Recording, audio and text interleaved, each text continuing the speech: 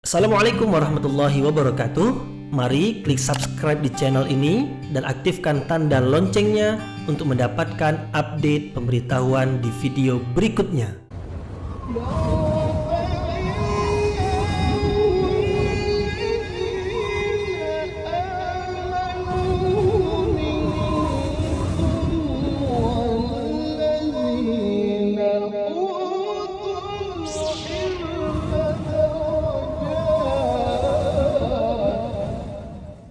A'udzu billahi minasyaitonir rajim. Bismillahirrahmanirrahim. Assalamualaikum warahmatullahi wabarakatuh.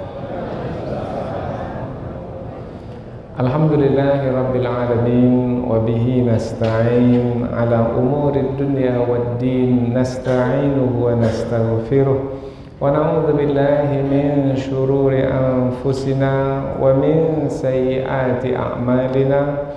فمن يهده الله فلا مضل له ومن يضلل فلا هادي له أشهد أن لا إله إلا الله وحده لا شريك له وأشهد أن محمدا عبده ورسوله لا نبي بعده أما بعد. Kita bersyukur kepada Allah Subhanahu wa taala yang masih melimpahkan rahmat dan nikmat-Nya. Kita bersyukur dengan mengucapkan Alhamdulillahirabbil alamin. Kemudian tidak lupa pula bersalawat kepada Rasulullah dengan mengucapkan Allahumma salli ala Sayyidina Muhammad wa ala ali Sayyidina Muhammad. Dan bersalam kepada Rasulullah dengan mengucapkan Assalamu alayka ya Rasulullah. Alhamdulillah kita dapat kembali meneruskan pengajian tafsir ayat-ayat suci Al-Quran yang insyaAllah kita akan teruskan kepada ayat yang ke-109, 110 dan 111 dari surah Hud yang merupakan penutup dari surah yang mulia ini, tentang kandungan yang terdapat dalam surah Hud yang banyak menceritakan tentang kisah-kisah masa lalu.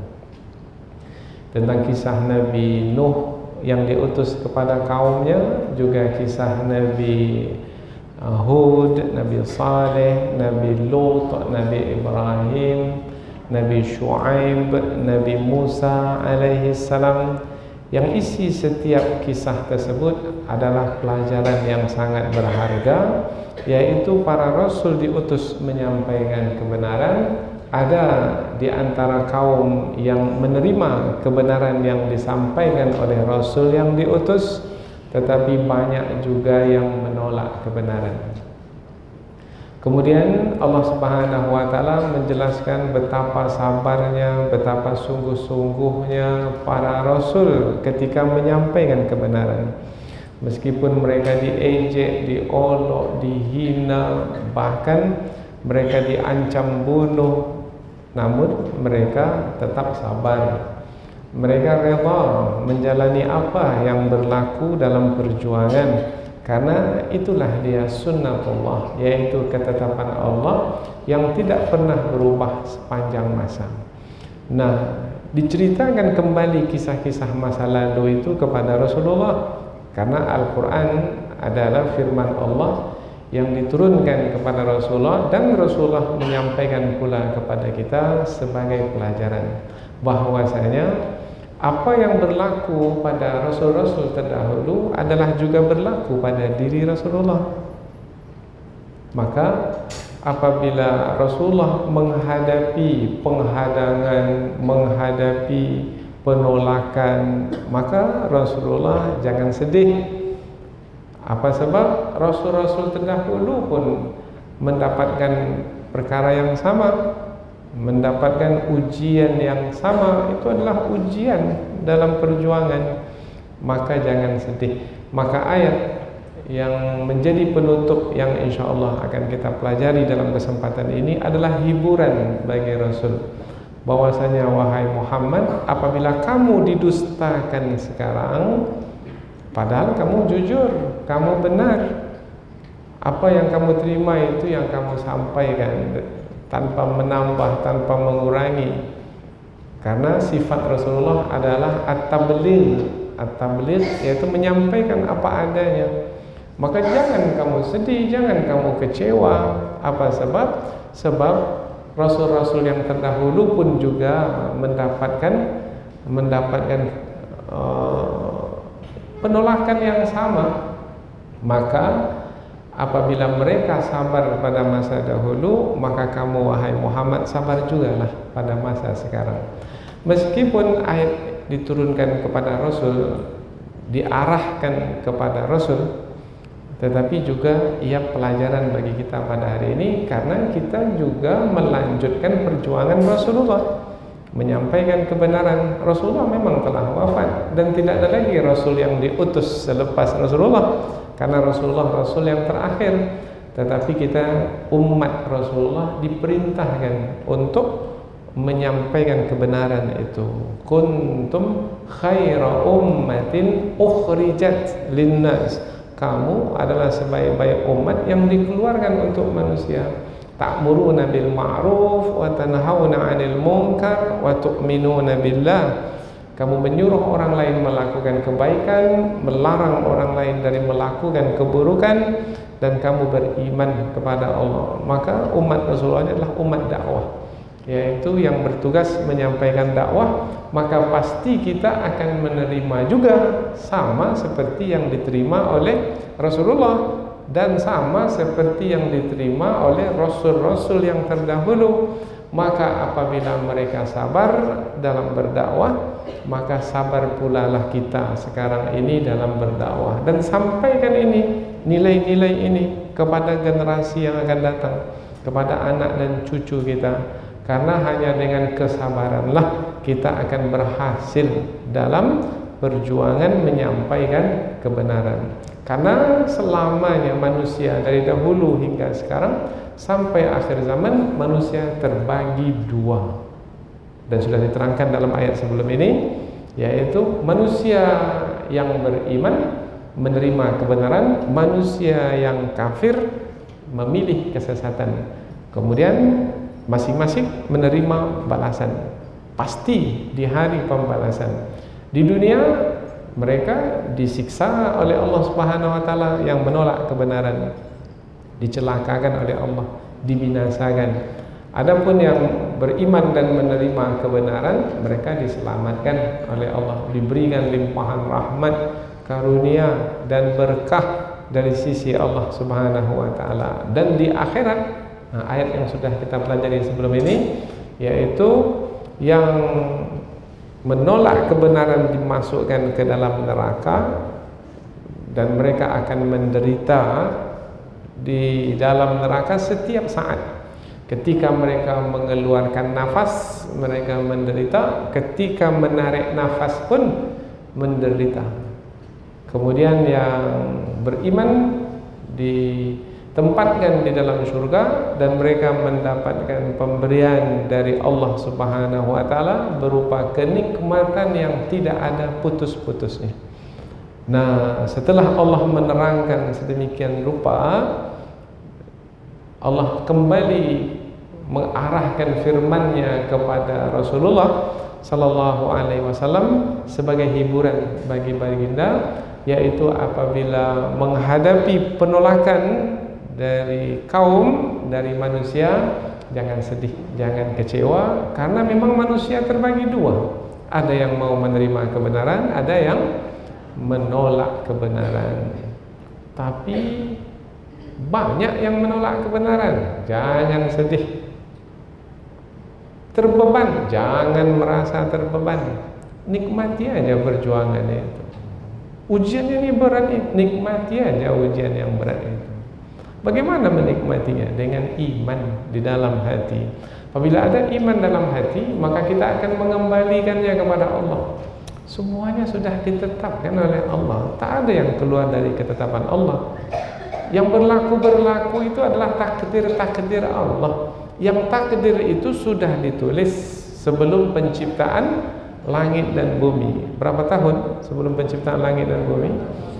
Dalam hadis Nabi, 50.000 tahun sebelum penciptaan langit dan bumi. Sudah jalani saja ketetapan-ketetapan Allah itu.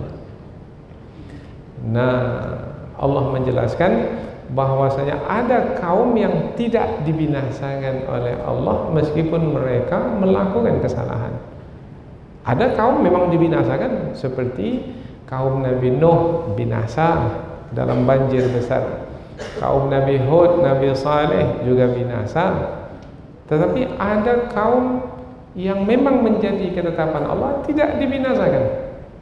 Sejak zaman Nabi Musa lagi sampai sekarang tetap ada. Dan kerja mereka ini sehari-hari menindas, menganiaya dan melakukan kerusakan di mana-mana. Dalam politik mereka menindas orang-orang yang mereka kuasai. Dalam ekonomi mereka menyebarkan pemikiran yang merusak. Dalam berdagang, yaitu dengan riba. Kemudian menghalalkan segala cara. Kemudian di dalam perhubungan antara manusia, mereka dengan slogan hak asasi manusia, sebenarnya mereka adalah mengikuti kehendak hawa nafsu. Yang saya buat ini adalah hak saya, jangan halang saya. Padahal sebenarnya yang ia lakukan itu adalah bertentangan dengan nilai yang diturunkan oleh pencipta alam semesta ini. Mereka menghalalkan pernikahan sejenis umpamanya. Kemudian banyak sekali nilai-nilai buruk, yaitu orang tua tidak lagi dihormati, kemudian anak tidak lagi diperhatikan, sehingga hancur sudah nilai yang ada dalam rumah tangga. Kalau rumah tangga sudah hancur nilainya, maka masyarakat pun juga akan hancur dan bangsa pun juga akan jatuh. Akhirnya manusia tidak lagi memperlihatkan diri mereka sebagai manusia yang mulia. Tidak ubahnya manusia hanyalah seperti hewan, bahkan lebih buruk lagi dari hewan. Ulaika kal an'am bal hum adall. Mereka itu seperti binatang ternak, bahkan mereka lebih sesat lagi dari binatang ternak. Hanya binatang ternak yang melakukan perbuatan seperti itu. Manusia yang berakal semestinya tidak melakukan perbuatan-perbuatan keji, hina yang seperti itu.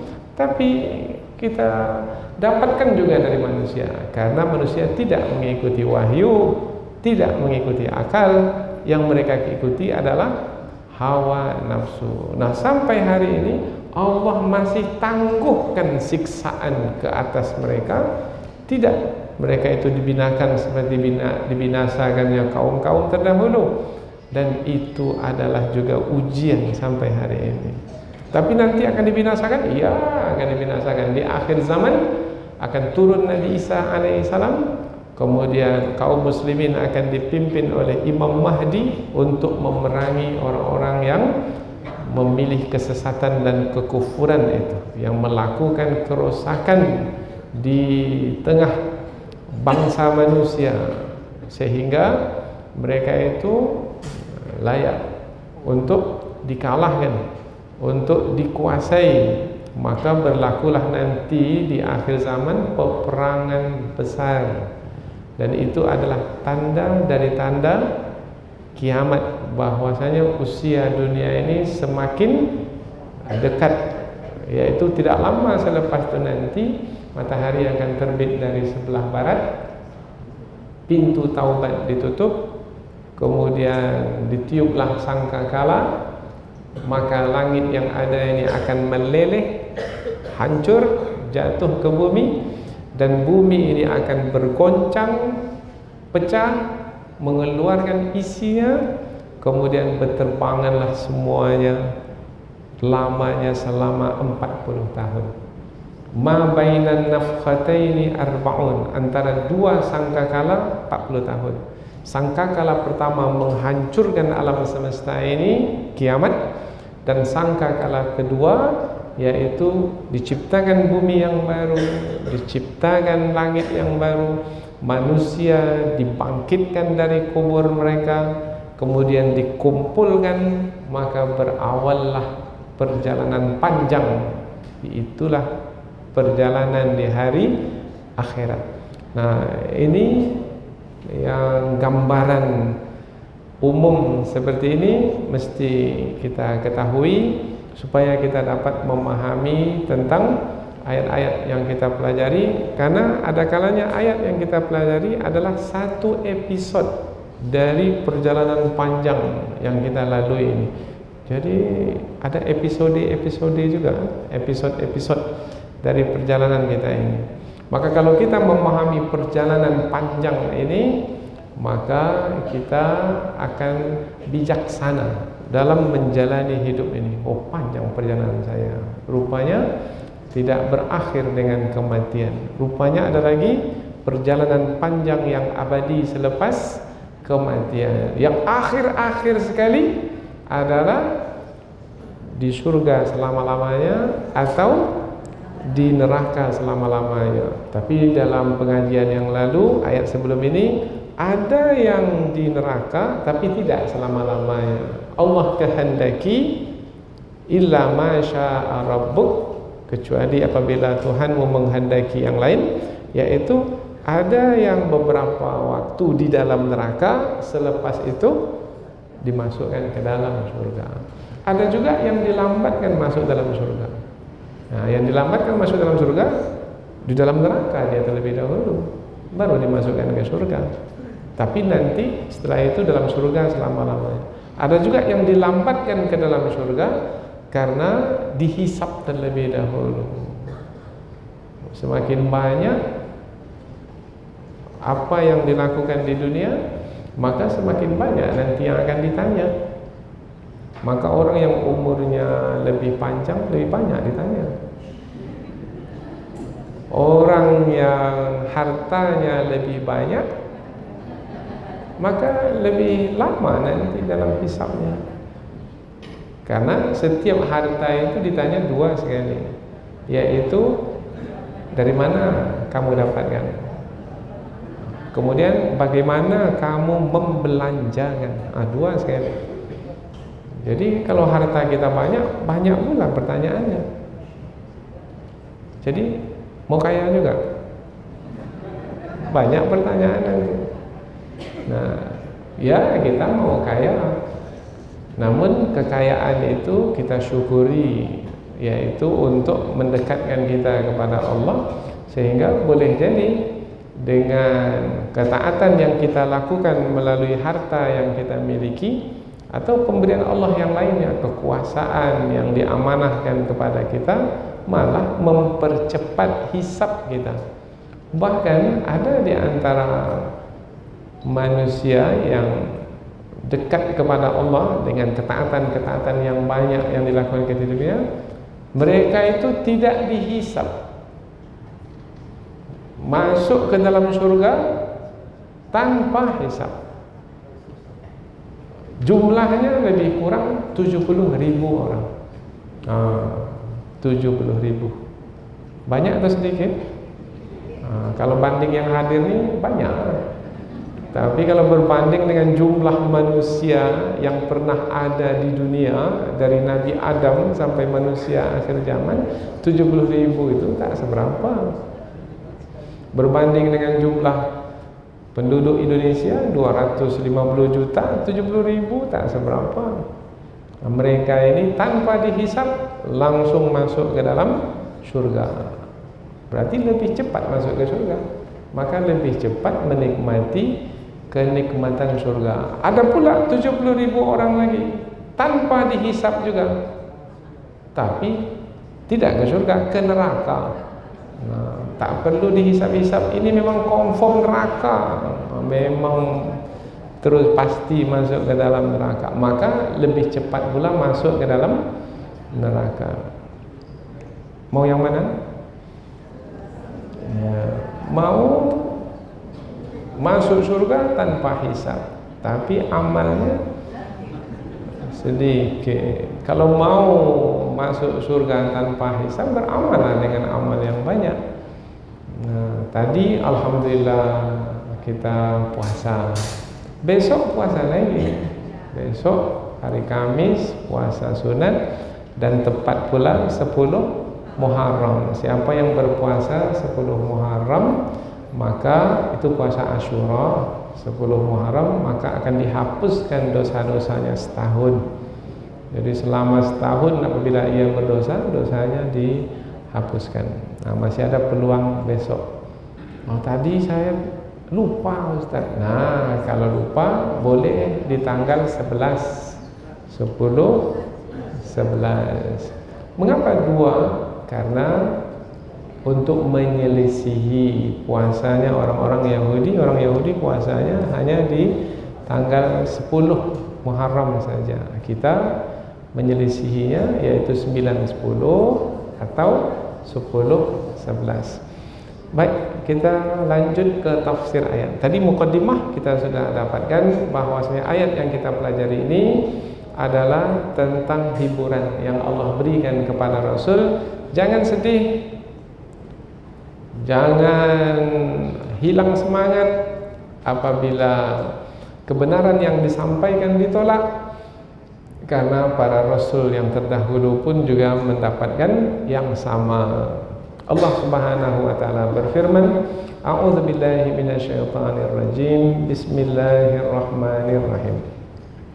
Fala taku fi miryatin mimma ya'budu haula ma ya'buduna illa kama ya'budu aba'uhum min qabl wa inna lamuwaffuhum nasibahum ghaira manqus wa laqad atayna Musal kitaba fakhtulifa fihi walaula kalimatun sabaqat mir rabbika laqudiya bainahum wa innahum lafi syakkim minhu murib wa inna kullan lamma la yuwaffiyannahum rabbuka a'malahum innahu bima ya'maluna khabir. Allah berfirman, fala taku, maka janganlah kamu menjadi. Kamu di sini siapa? Rasulullah Nabi Muhammad. Jadi ayat ini ditujukan, diarahkan kepada Nabi Muhammad. Al-mukhatabnya, yaitu yang diajak berbicara, kamu di sini adalah Nabi Muhammad. Maka janganlah kamu wahai Muhammad menjadi fi miryatin, dalam keraguan, mimma, tentang apa-apa yang ya'budu, disembah oleh haula, mereka ini. Mereka ini menyembah. Mereka siapa mereka yang menyembah? Karena Nabi Muhammad diutus kepada kaumnya, yaitu yang hidup pada masa Rasulullah. Di mana ayat ini turun? Di kota Mekah. Berarti penduduk kota Mekah, penduduk kota Mekah menyembah berhala. Maka jangan kamu menjadi dalam keraguan tentang apa-apa yang disembah oleh mereka. Ma ya'buduna, tidaklah mereka itu menyembah, illa, kecuali, kama ya'budu, seperti mana atau sebagaimana menyembah aba'uhum, nenek moyang mereka, min qabl, sebelumnya atau dahulunya. Jadi penduduk kota Mekah yang disampaikan kepada mereka dakwah, mereka menyembah berhala sebagaimana nenek moyang mereka menyembah berhala turun temurun. Wa inna, dan sesungguhnya kami, lamuwaffuhum, sungguh akan mencukupkan kepada mereka, nasibahum, balasan mereka. Jadi kami akan cukupkan balasan mereka kepada mereka, ghaira manqus, tidak dikurangi sedikit pun. Berapa banyak perbuatan yang mereka kerjakan dari perbuatan-perbuatan yang jahat, maka akan diberikan balasan hukuman sebanyak mana perbuatan jahat yang mereka kerjakan. Maka janganlah kamu menjadi orang yang berada di dalam keraguan tentang apa-apa yang disembah oleh mereka itu. Tidaklah yang mereka sembah itu kecuali seperti apa yang disembah oleh nenek moyang mereka dahulu. Dan sesungguhnya kami, Allah Subhanahu wa taala, mencukupkan kepada mereka bahagian mereka, yaitu balasan dari perbuatan mereka tanpa dikurangi sedikit pun. Ayat berikutnya, walaqad, dan sesungguhnya ataina, telah kami berikan Musa kepada Musa Alkitab, kitab suci. Kitab suci apa yang diberikan kepada Nabi Musa? Kitab suci Taurat. Fakhtulifa fi, lalu diperselisihkanlah tentang kitab suci itu. Jadi kaum Nabi Musa itu berselisih tentang kitab suci itu. Nanti kita terangkan dalam tafsir. Ada yang menerima kitab Taurat, ada yang menolak kitab Taurat. Ada yang mengamalkan kitab Taurat, ada yang membuang kitab Taurat, tak mau mengamalkannya. Itu berlaku juga tidak pada kaum muslimin sekarang ini tentang kitab suci yang ada pada mereka, yaitu Al-Quran. Ya, ada yang menerima Al-Quran, ada pula yang menolak Al-Quran. Walaula, dan kalaulah tidak ada kalimatun, ketetapan, sabaqat, yang telah terdahulu, mir rabbika, dari Tuhanmu. Ketetapan yang terdahulu itu adalah takdir yang sudah Allah tetapkan. Laqudiya, sungguh atau niscaya ditetapkan hukuman bainahum, di atas mereka, di tengah mereka, di antara mereka. Maksudnya yang menolak kebenaran binasa, seperti dibinasakannya kaum terdahulu. Tetapi ketetapan Allah yang terdahulu, mereka itu tidak dibinasakan. Jadi Bani Israel itu masih ada sampai hari ini. Wa innahum, dan sesungguhnya mereka, lafi, sungguh berada di dalam syakin, keraguan, minhu, daripadanya atau tentangnya, tentang kitab suci itu. Mereka sungguh dalam keraguan terhadap kitab suci itu. Murib juga ragu. Tapi karena ada dua kata ragu, maka diterjemahkan dengan kata ittirab, yaitu yang menggelisahkan, kacau, yaitu suasana kacau pada diri mereka. Maka mereka dalam keraguan yang mengacaukan mereka, atau yang menggelisahkan mereka, boleh juga yang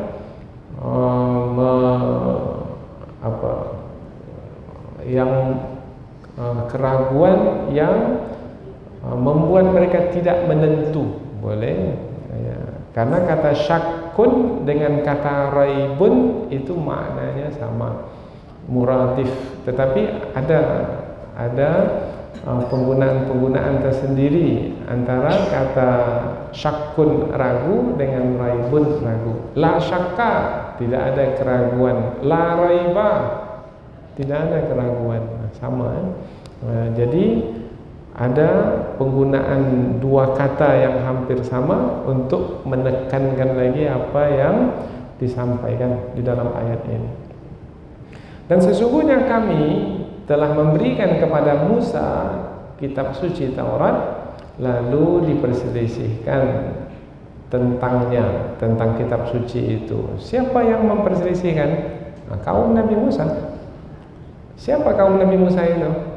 Bani Israel. Siapa Bani Israel itu? Yaitu yang dahulu diperintahkan mereka untuk menjalankan kitab suci Taurat, yang isinya di dalam ada 10 perintah Allah Subhanahu wa taala.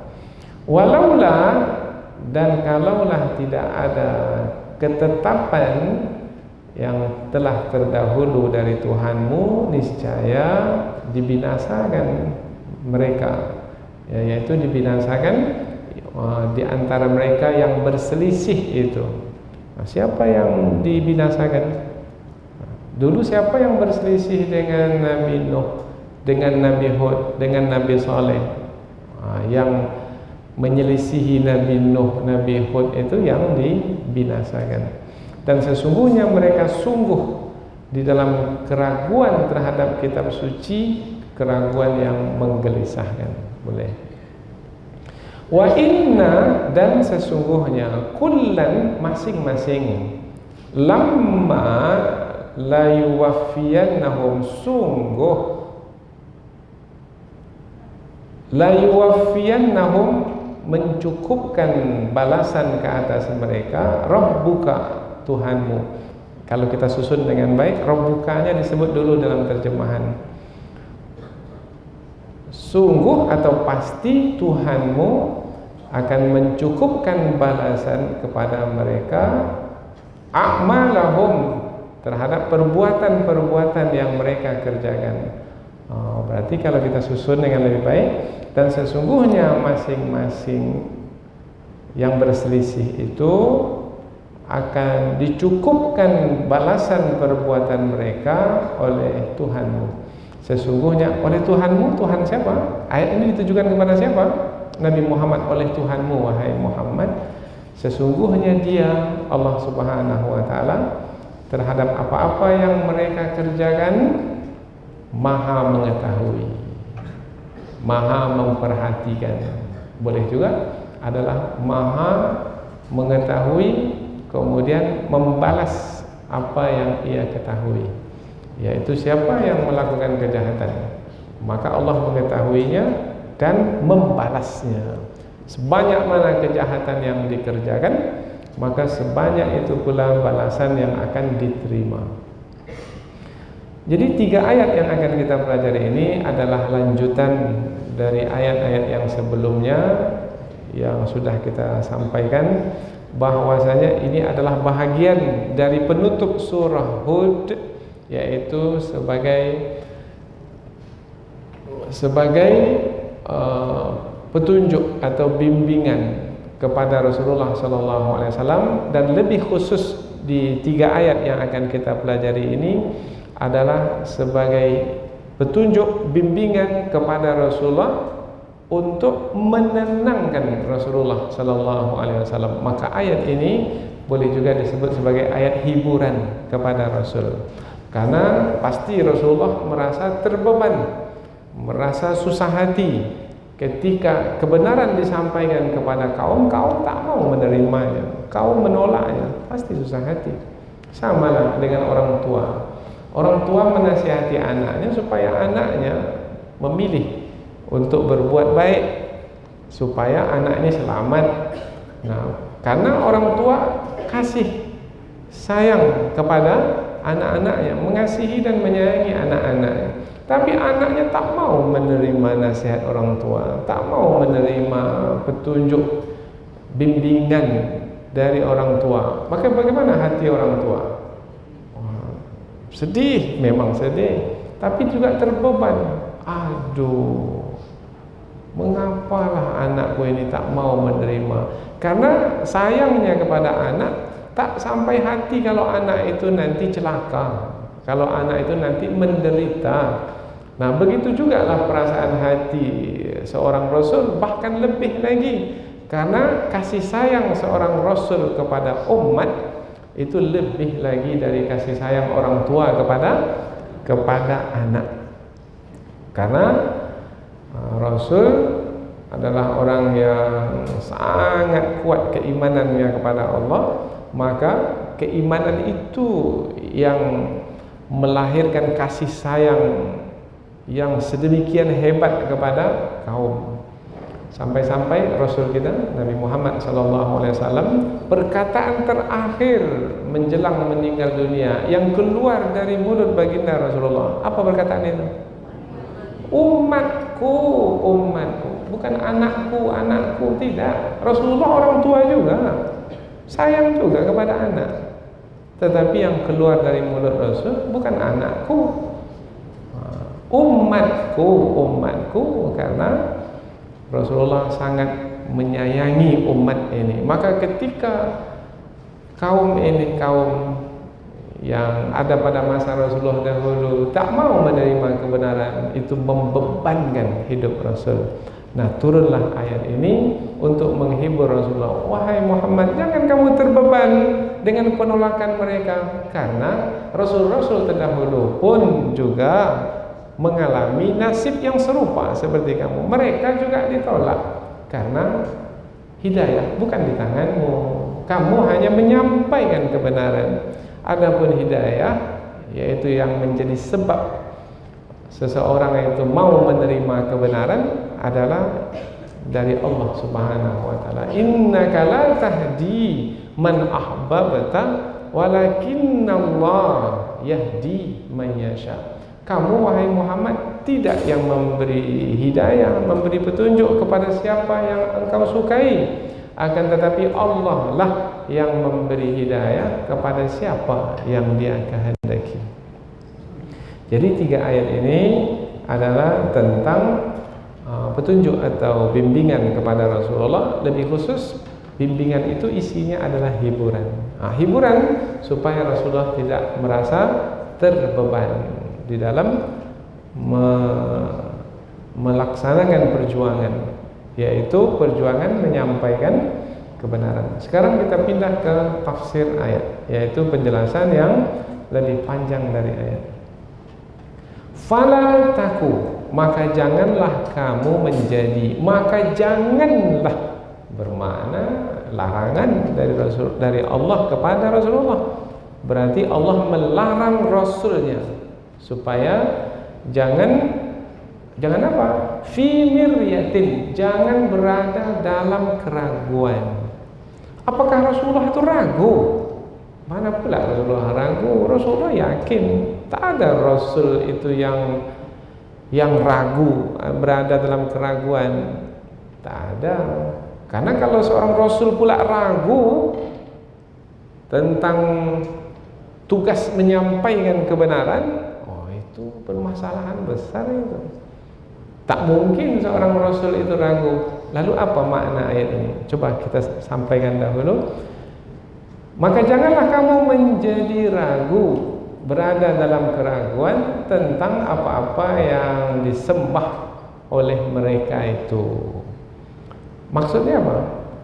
Apa yang disembah oleh penduduk kota Mekah dahulu ketika Rasulullah menyampaikan kebenaran, yaitu Tuhan yang sebenarnya Tuhan, la ilaha illallah. Tidak ada Tuhan yang patut disembah dengan kebenaran kecuali Allah. Apa yang mereka sembah?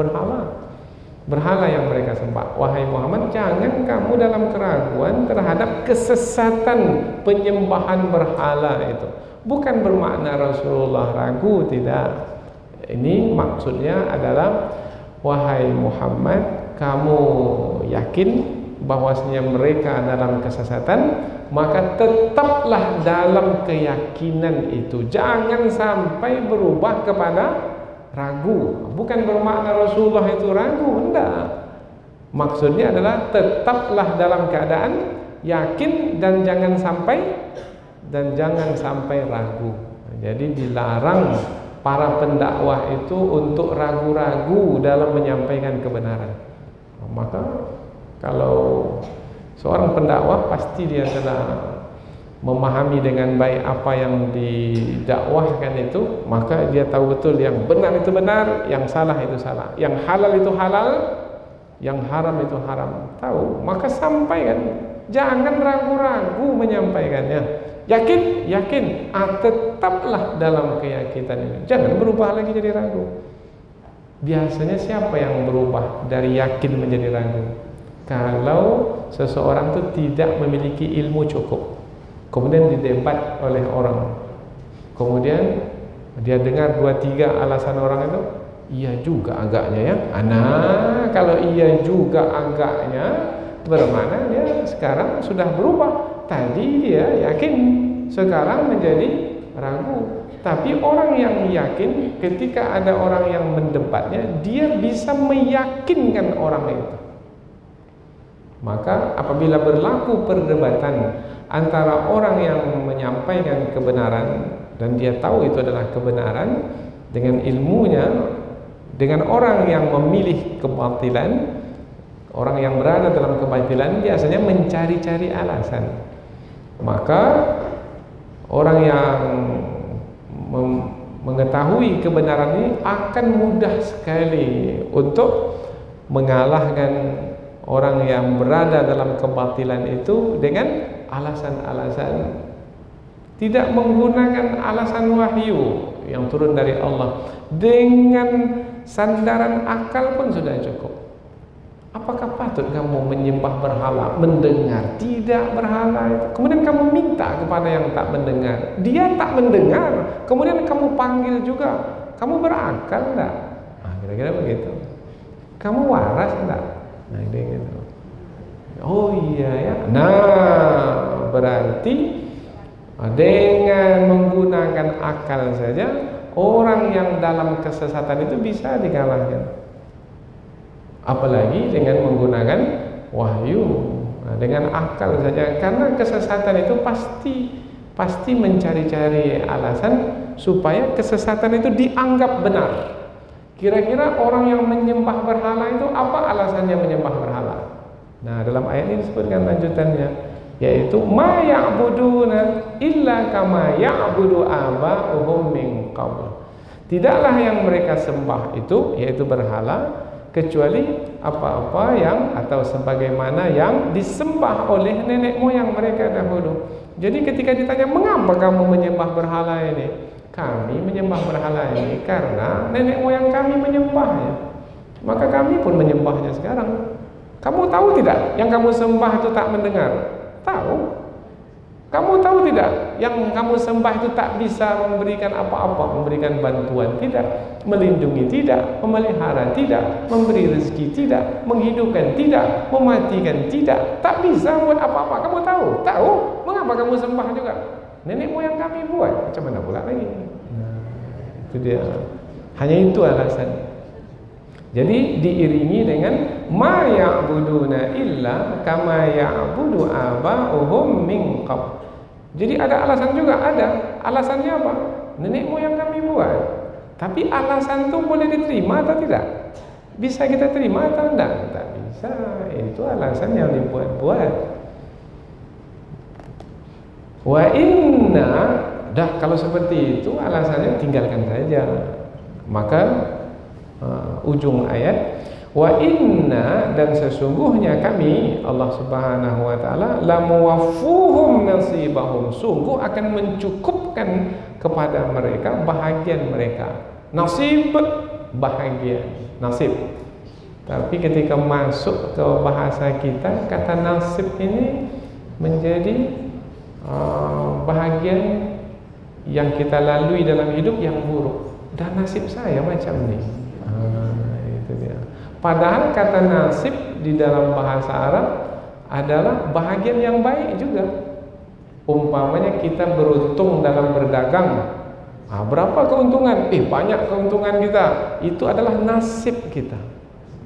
Tapi tak terpakai yang kata seperti itu dalam bahasa kita.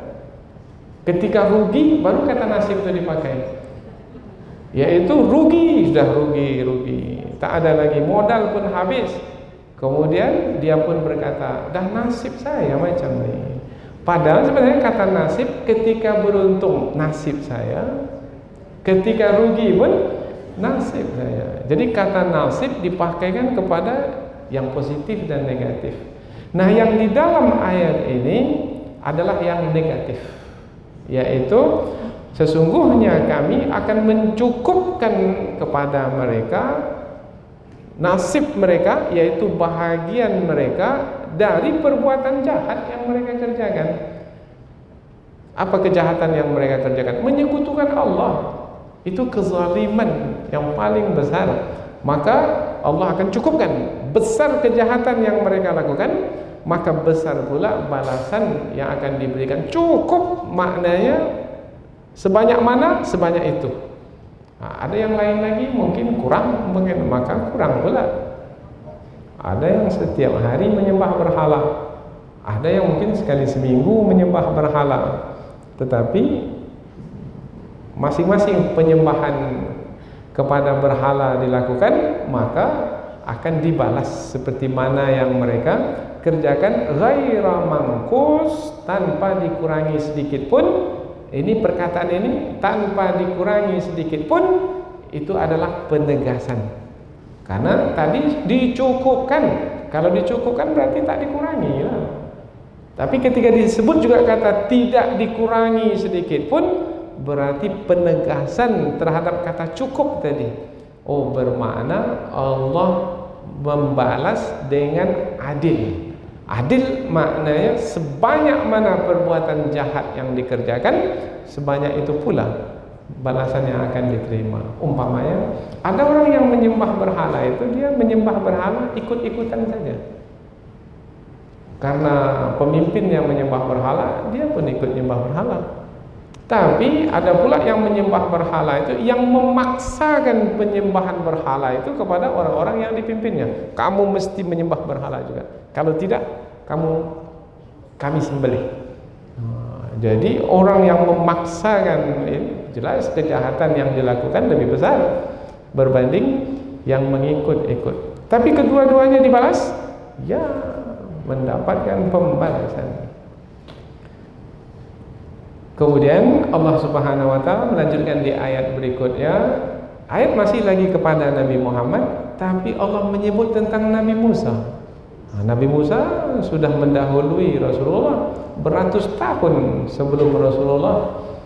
Nah, Allah menyebut Nabi Musa supaya kamu wahai Muhammad, apa yang kamu terima sebenarnya juga sudah diterima oleh Nabi Musa sebelummu.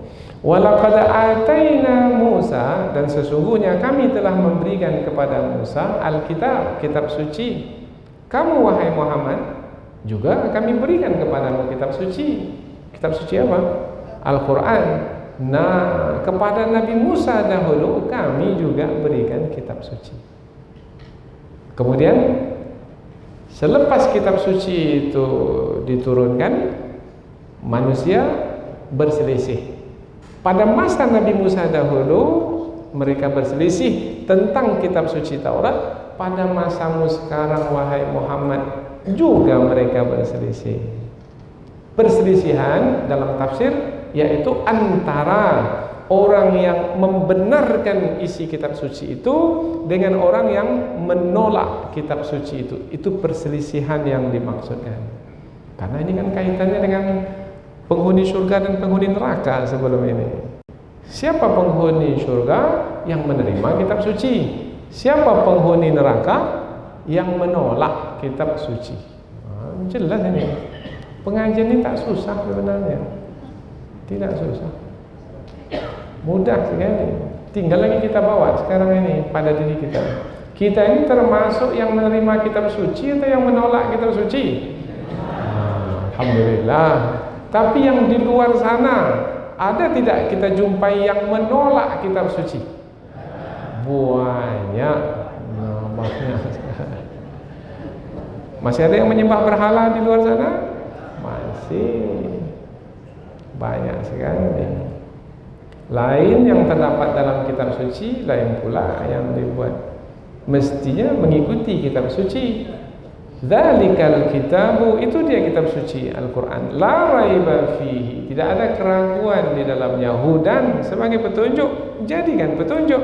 Tapi banyak yang tidak menjadikannya sebagai petunjuk, menjadikannya sebagai kitab suci untuk bersumpah saja. Di awal masa jabatan angkat sumpah, tidak akan menerima atau mengambil juga, mengambil hak orang lain juga, korupsi juga, bermakna lain yang disebut dalam kitab suci, lain yang dia lakukan, padahal dia sudah bersumpah dengan kitab suci. Ya, untuk Bani Israel, ini disebutkan di dalam surah Al-Baqarah. Fanabadhuhu wara'a zuhurihim. Mereka campakkan kitab suci itu ke belakang mereka. Mengapa tidak ke depan? Kalau ke depan itu masih menghormati kitab suci. Tapi kalau ke belakang, kata belakang ini mereka tidak menghormati, menghargai kitab suci itu sama sekali. Lain yang ada dalam kitab suci, lain pula yang mereka buat. Apa yang mereka buat? Kalau bukan yang dalam kitab suci itu, yang mereka kehendaki sendiri, atau yang lebih tepatnya yang sesuai dengan kehendak hawa nafsu mereka sendiri. Kalau berjual beli jujur ini lama kita baru kaya. Kalau mau cepat kaya kita, maka curanglah kita, kurangi timbangan, kita bohongi, katakan ini asli ini, tapi palsu sebenarnya. Luar negeri, padahal dari Bukit Tinggi saya, dari dalam negeri dan seterusnya. Fakhtulifa fihi, lalu mereka diperselisihkanlah tentang kitab suci itu. Diperselisihkan maksudnya adalah mereka berselisih tentang kitab suci itu. Kalau dahulu Bani Israel berselisih tentang kitab suci itu, walaula kalimatun sabaqat. Nah, ini Bani Israel nih, pengikut Nabi Musa. Dan kalaulah tidak ada perkataan yang terdahulu mir rabbika, dari Tuhanmu, laqudiya bainahum, niscaya akan dibinasakan mereka yang menyelisihi kitab suci itu. Menyelisihi maknanya tidak mau menerima kebenaran kitab suci. Tadi kan mereka berselisih bermakna antara siapa dengan siapa, sudah kita sebut tadi, antara yang menerima kitab suci dan yang menolak kitab suci. Lalu yang dibinasakan itu yang mana? Maka kembali kepada yang diceritakan pada masa dahulu, yaitu yang menolak kitab suci, yang menolak kebenaran yang disampaikan oleh Rasul, yang setiap Rasul itu menerima kitab suci dari Allah. Nah, kalau tidaklah ada ketetapan Allah yang terdahulu, niscaya dibinasakan Bani Israel yang menyelisihi kitab suci itu. Oh, berarti Bani Israel tak dibinasakan oleh Allah. Yang membuang kitab suci itu tak dibinasakan? Tidak. Sampai hari ini masih ada. Nah, maka banyak kisah tentang Bani Israel karena mereka ini masih berketurunan sampai hari ini. Tapi dahulu yang menolak kebenaran pada masa Nabi Nuh habis, tak ada lagi keturunannya. Yang tersisa itu yang beriman. Tapi masalahnya dalam perjalanan waktu, yang beriman itu juga ada yang menyimpang. Maka diutus lagi Rasul yang berikutnya, Nabi Hud, Nabi Saleh. Pada masa Nabi Hud pun juga dibinasakan. Yang sudah binasa itu adalah yang tidak menerima kebenaran. Yang tersisa itu yang menerima kebenaran. Tapi dalam perjalanan waktu juga memilih kesesatan, meninggalkan kebenaran. Mengapa mereka memilih kesesatan? Karena hawa nafsu itu dari dalam diri menyuruh memilih kesesatan, dan satu lagi dari luar diri ada syaitan, ada iblis yang menyesatkan. Diikutinya arahan iblis itu, diikutinya bujukan iblis itu. Ada kalanya iblis itu pula ketika membujuk manusia, menggoda manusia, iblis mengatakan ini baik, ini nasihat ini. Seperti perkataan iblis kepada Nabi Adam dan Hawa, inni lakuma laminan nasihin. Sesungguhnya wahai Adam dan Hawa, aku ini menasihati kamu berdua, ini untuk kebaikanmu. Padahal sebenarnya tujuannya adalah ini untuk mengeluarkanmu dari surga. Tapi tak akan mungkin iblis mengatakan perkataan itu. Maka dibungkusnya niat jahatnya itu dengan perkataan nasihat. Ini nasihat untukmu, ini untuk menyelamatkanmu. Oh, rupanya adalah untuk mengeluarkan Nabi Adam dan Hawa dari dalam surga. Karena Allah sudah mengingatkan Nabi Adam dan Hawa, wahai Adam, wahai Hawa, inna hadza aduwwul laka. Ini iblis ini musuh bagimu, wahai Adam, wahai Hawa. Sesungguhnya ini musuh bagi kamu berdua. Fala yukhrijannakuma minal jannati fatashqa. Jangan sampai dia ini mengeluarkan kamu berdua dari dalam surga ini, membuat kamu menjadi sengsara. Sudah ada peringatan itu dari Allah. Sudah. Tapi Nabi Adam terlupa karena terpedaya. Jadi kata-kata itu membuat Nabi Adam terpedaya. Kadang-kadang kita menerima SMS juga membuat kita terpedaya. Anda mendapatkan hadiah 100 juta. Nomor Anda bertuah. Terpedaya kita 100 juta. Akhirnya ketika disuruh hubungilah nomor ini, dihubunginya nomor itu. Nah, rupanya habis terkuras uang di rekeningnya. Uang 100 juta tak dapat, uang yang ada di tangan lepas, habis sudah. Seperti kata pepatah, inginkan burung yang terbang hinggap di tangan, burung yang di tangan dilepaskan. Bukan burung yang di tangan lepas saja, tangan bercirit pula. Karena burung itu bercirit dia sebelum terbang. Tahu bercirit? Nah, ini pepatah kita ini. Yang di angkasa tak dapat karena tak turun, yang di tangan lepas, di tangan pula dapat najisnya, dapat kotoran, tertipu, terpedaya.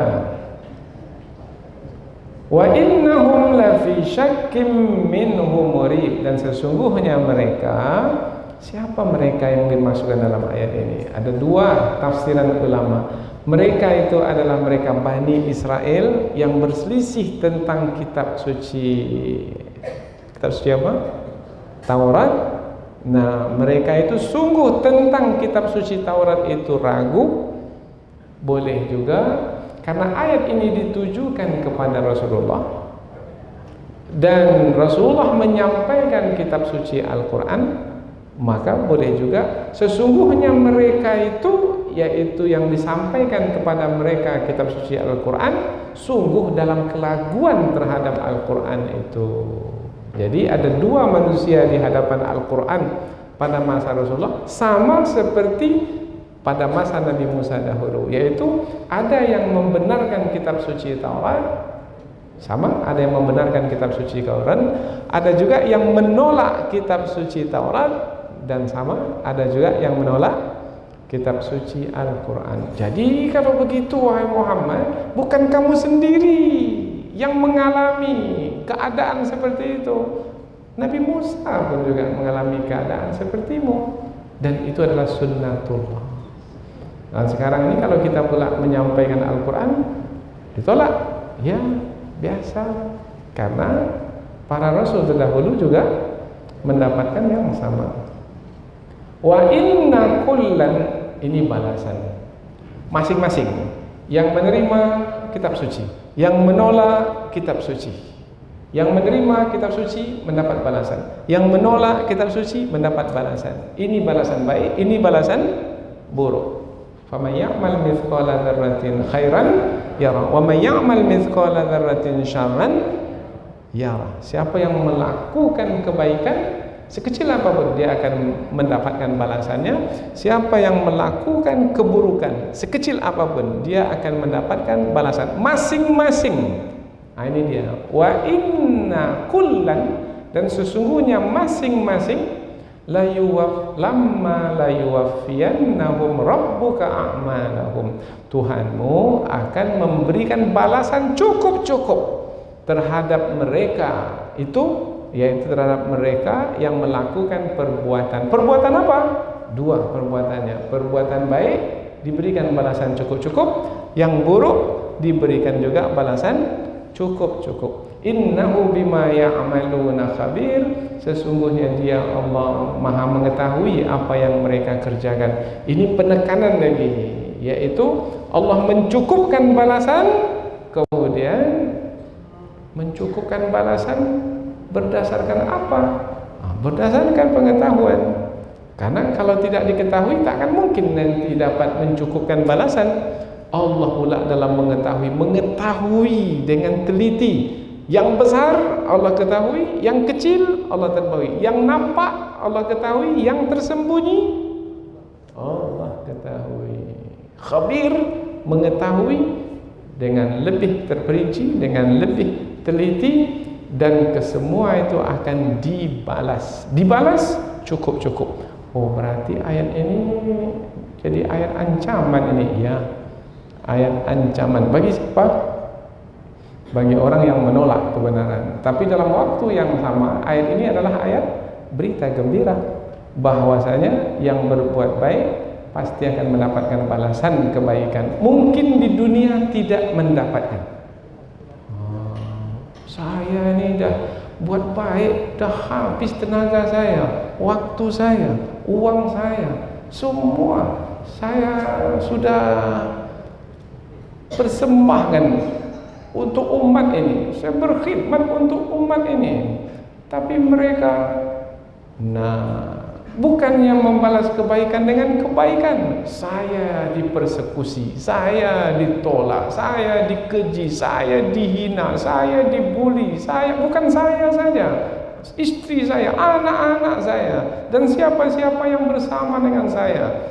Jangan begitu dalam berkata-kata. Apa sebab? Sebab balasan pasti. Buat baik pasti akan mendapat balasan baik.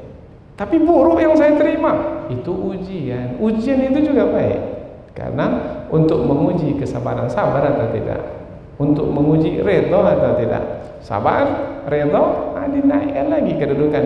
Dan boleh jadi balasan itu tidak mungkin di dunia ini, tetapi Allah berikan nanti di akhirat. Dan hari akhirat itulah yang menjadi tujuan, bukannya dunia ini.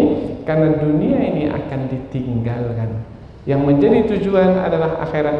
Karena itulah kehidupan yang abadi selama-lamanya, seperti yang kita sebutkan dalam pengajian yang lalu. Mudah-mudahan apa yang kita pelajari ini ada manfaatnya insyaallah. Subhanakallahumma wa bihamdika asyhadu an la ilaha illa anta wa astaghfiruka wa atubu ilaik. Wassalamualaikum warahmatullahi wabarakatuh.